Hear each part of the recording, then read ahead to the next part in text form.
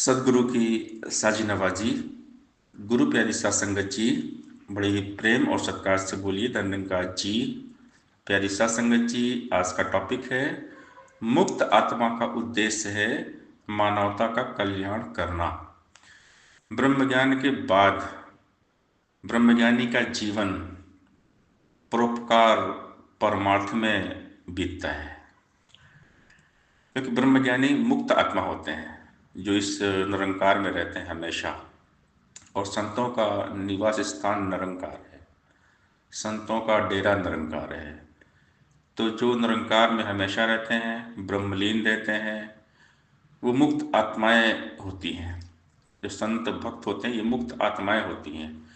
और इनका जो कर्म है मानवता का कल्याण करना है, सबकी सेवा करना, सबको निरंकार के साथ जोड़ना।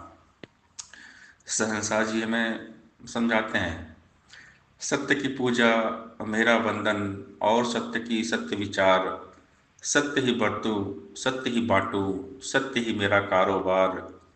सत्य ने मुझको सत्य दिखाया, सत्य से बांधी जीवन तार। सच्ची नींव पर सत्य उसारूं और सत्य का करूं प्रचार। रोम रोम में सांस समाया, यह सच्चा है प्राणाधार।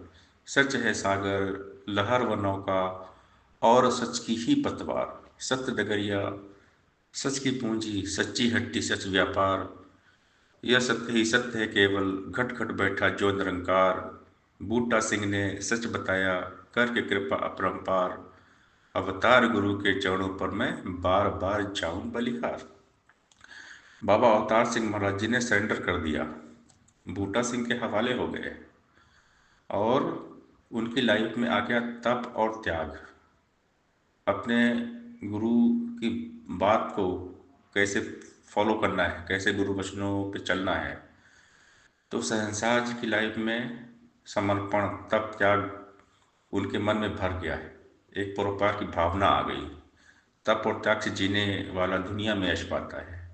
कई हरदेव हरि को भजन भाता और सुहाता है।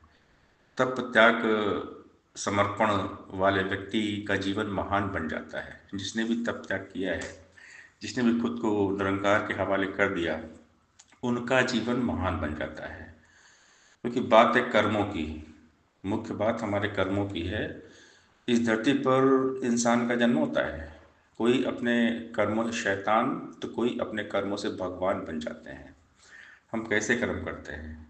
कर्म ही राम है, कर्म ही रावण है, कर्म ही कृष्ण है, कर्म ही कंस है। तो बात है हमारे कर्मों की। हमारे कर्म शैतान वाले हैं या इंसान वाले हैं? क्योंकि कर्म ही शैतान है और कर्म ही भगवान है। तो भी इंसान अपने कर्मों से चाहे तो कुछ भी बन सकता है। हमारे कर्मों की भूमिका सबसे महत्वपूर्ण होती है। गुरु निरंकार को आधार बनाकर जो कर्म किए जाते हैं वो दिव्य कर्म होते हैं। दिव्य निर्मल अलौकिक कर्म मनुष्य को जीते जी मुक्त कर देते हैं। जिन कर्मों करते समय कोई भी इच्छा हमारे मन में ना हो, निष्काम निस्वार्थ भाव से जो कर्म किए जाते हैं उनको दिव्य निर्मल अलौकिक कर्म कहते हैं। और अगर कोई भी इच्छा या फल की कामना को लेकर हम कर्म करते हैं तो ऐसे कर्म हमको बंधन में बांधते हैं। ब्रह्म ज्ञान में डूबने वाला जो व्यक्ति होता है इच्छा रहित हो जाता है। सतगुरु की कृपा निरंतर लगातार जिन पर बरसती रहती है वो जीते जी मुक्त हो जाते हैं। और मुक्त आत्मा का उद्देश्य सिर्फ एक ही है, मानवता का कल्याण करना। सतगुरु जिनके ऊपर मेहरबान हो जाते हैं उनके मन में कोई भी सांसारिक इच्छा जागृत नहीं होती। लोभ लालच मान सम्मान पद पदवी की लालसा से ऊपर उठ जाते हैं। भक्त को मान सम्मान यश कीर्ति कोई लालसा नहीं होती। भक्त राजा जनक की तरह वैदेही अनासक्त मुक्त हो जाते हैं। सब कुछ सदगुरु की सेवा समझकर करते हैं। सब कुछ सदगुरु का है। बिना समर्पण के भक्ति नहीं होती और बिना विश्वास के समर्पण नहीं होता। समर्पण का सीधा सा मतलब है सदगुरु की इच्छा में जीना। जो सतगुरु का बन जाता है उसका ये निरंकार बने। समर्पण करने वालों के साथ निरंकार रहते हैं। तो जो मुक्त आत्माएं होती हैं उनकी लाइफ में समर्पण होता है मानवता के लिए। मानवता की सेवा ही ईश्वर की पूजा है। तो दिन रात मानवता के उत्थान में, कल्याण में लगे रहते हैं। शहंशाह बाबा अवतार सिंह महाराज जी ने अपने सदगुरु बाबा बूटा सिंह महाराज जी को फॉलो किया, और बूटा सिंह जी ने अपने काहन सिंह महाराज को फॉलो किया। तो जो सेवक होते हैं ना, सदगुरु को फॉलो करते हैं, अपने दिल को विशाल बनाते हैं, क्योंकि विशाल है निरंकार। तो जब तक हमारी तंगदिली जाएगी नहीं, तब तक हमारे मन में परोपकार की भावना आएगी नहीं। बाबा हरदेव सिंह महाराज समझा रहे हैं, तंगदिली से क्या जीता है, विशालता को तू अपना, सोच को अपनी विशाल कर, तू दिल को बड़ा विशाल बना। तंग दिली से नफरत आती, प्यार नहीं आ पाता है। बंदे को बंदा दुनिया में फूटी आंख नभाता है। विशालता है जहाँ वहाँ पर ना मजहब ना जात है। विशालता से ऊंच नीच की छोटी लगती बात है। विशालता है जिसमें उसका अपना कुल संसार है। सकल जगत को मान रहा वो अपना ही परिवार है। विशाल प्रभु से मिलकर ही विशालता आ पाएगी। कई हृदय की और जतन से तंग दिली ना जाएगी। तो निरंकार के साथ जुड़ना पड़ेगा, तभी हमारी तंग दिली जाएगी और विशाल प्रभु से मिलकर विशालता आ पाएगी। कहे हृदय और जतन से तंग दिली ना जाएगी। तो जो संतों का दिल होता है विशाल होता है। संत विशाल हृदय के मालिक होते हैं, हमेशा इस निरंकार में रहते हैं। और जो निरंकार में नहीं रहते वो हमेशा परेशान रहते हैं। फिक्र करने वाला हमेशा रोता है, जिक्र करने वाला चैन से सोता है। परमात्मा जो चाहे वही होता है। परमात्मा की मर्जी के बगैर कोई कुछ नहीं कर सकता, एक सांस भी नहीं ले सकता। निरंकार जब चाहे रंग को राजा और राजा को रंग बना दे, गूंगे से राग गवा दे, पिंगले को पर्वत पर चढ़ा दे। ये अंतर्यामी जानहारा है, सबका रखवाला है, हर प्राणी का पालनहारा।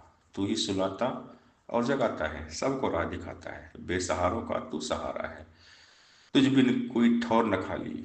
बैठा है पत्ते पत्ते डाली डाली, हर उपवन का तू है माली। कुल जहान का तू है वाली। निर्बल का बल तू है, निर्धन का धन तू है। हरे का सहारा तू है, गरीबों का गुजारा तू है।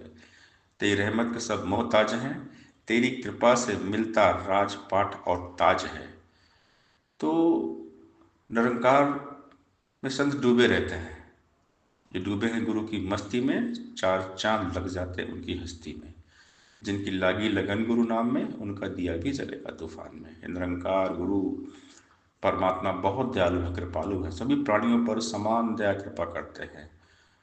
तो परमात्मा की तारीफ हम जितनी करें उतना कम है। सारी तारीफें गुरु निरंकार के लिए है।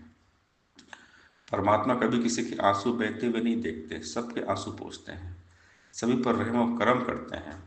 सभी परमात्मा की संतान है। खाना पीना सोना होता जीवन का आधार नहीं। धिक्कार है जीवन सब कुछ होते याद, अगर निरंकार नहीं। श्वास श्वास सिमरो गोविंद, मन अंतर की उतरे चिंत। तजो सब भ्रम भसो पार ब्रह्म, कहे नानक अटल यही धर्म। लेखे में वही घड़ी जब साहिबा वे याद, नानक नाम जहाज चढ़े से उतरे पार। तेरी महिमा तो ही जाने, अपने वश की बात नहीं। कैसे गाऊं तेरी महिमा, मेरी तो औकात नहीं। तू ही निरंकार करो, पल पल इसको याद करो। जी भर पी लो इस अमृत को, तन स्वस्थ करो, दिल शाद करो। दिल दिमाग के जहन में निरंकार हो। जब दिल दिमाग के जहन में हमेशा निरंकार प्रभु रहेंगे, तो हम जीते जी मुक्त हो जाएंगे। और जो जीते जी मुक्त है, फिर वो हमेशा सेवा सत्कार परमार्थ परोपकार में लगे रहते हैं। तो ये मुक्त आत्माओं का जो उद्देश्य होता है, मानवता का कल्याण करना होता है। हमेशा दिन रात मानवता के कल्याण में लगे रहते हैं। मानवता की सेवा ईश्वर की पूजा है। सासंगत जी प्यार से बोलिए, धन्यवाद जी।